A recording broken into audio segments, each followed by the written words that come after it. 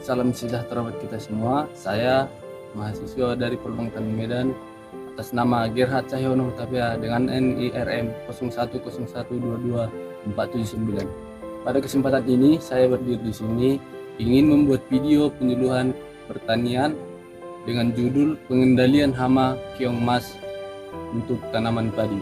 Bagaimana kelanjutan video saya, ikuti terus.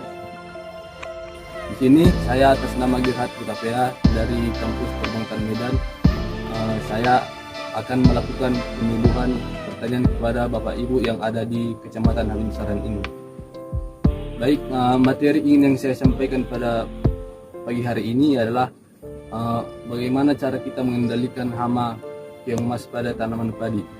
Mungkin Bapak Ibu sudah tahu bahwa salah satu faktor penghambat keberhasilan kualitas produksi padi kita adalah hama dan penyakit. Banyak hama dan penyakit yang mungkin kita tahu Bapak Ibu, seperti hama tikus, hama penggaring batang, hama tungro, dan hama keong emas. Namun pada kesempatan ini saya hanya membahas tentang hama keong emas. Pertama-tama harus kita tahu dulu kenapa saya melakukan penyuluhan mengenai hama keong emas ini. Tentunya karena hama keong emas ini sangat mempengaruhi hasil produksi padi kita nantinya. Apa sih gejala-gejala yang ditimbulkan oleh hama keong emas ini?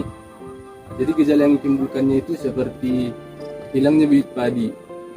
Bibit padi yang kita taburkan pada pembenihan itu bisa dimakan oleh hama keong emas ini sehingga bibitnya itu bisa berkurang. Yang kedua, batang dari padi kita itu bisa rusak. Jadi keong emas ini memakan bagian batang dari padi kita yang masih berumur 1-30 hari, sehingga tanaman itu tidak seutuhnya tumbuh, banyak yang berkurang, sehingga tempat untuk buah-buah padi nanti menjadi semakin sedikit. Yang ketiga yaitu berkurangnya kerataan tanaman. Perlu kita ketahui Bapak Ibu bahwa hama keong emas ini tidak semua memakan padi yang kita punya di sawah. Ada juga yang dimakan sebagian, ada yang dimakan semua, bahkan ada yang tidak dimakan. Sehingga tanaman kita itu tidak merata dan tidak bagus untuk dilihat. Nah, oleh karena itu, bagaimana cara kita untuk mengendalikan hama keong emas ini? Kita dapat melakukan dengan berbagai cara. Cara yang pertama itu bisa dilakukan dengan cara manual seperti penaburan bebek, penyebaran hewan seperti bebek.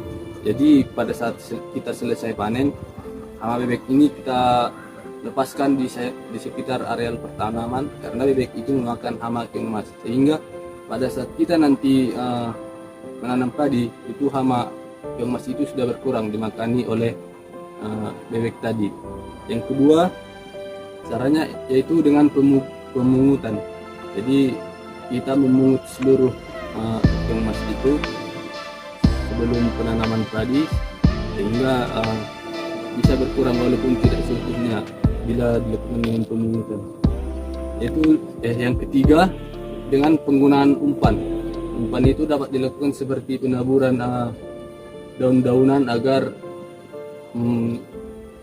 hama keong emas tersebut lengket pada daun-daun itu dan kita bisa mengambil hama keong emas itu dengan lebih mudah dari yang sebelumnya seperti pemungutan secara manual dengan menggunakan tangan.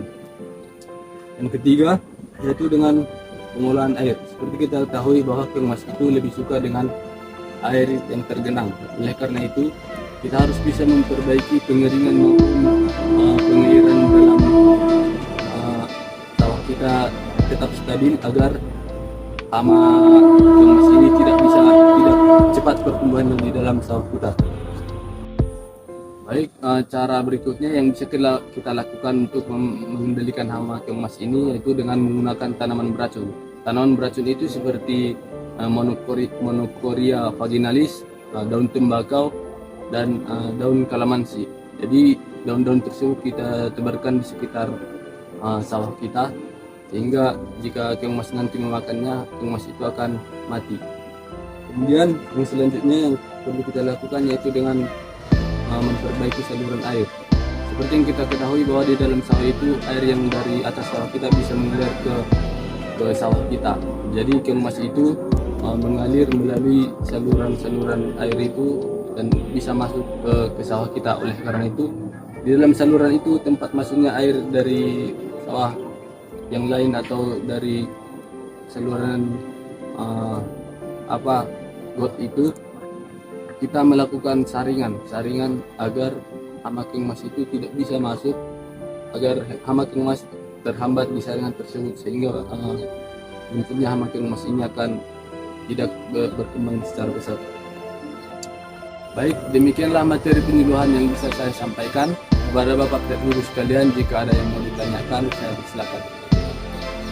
Izin Pak, saya ingin bertanya. Saya dengan nama Iqbal, saya petani padi sawah. Nah, di sini saya ingin bertanya. Tadi kan Bapak sudah bilang bahwasanya dengan cara manual, yaitu menggunakan bebek, dapat melakukan pengendalian hama keong emas.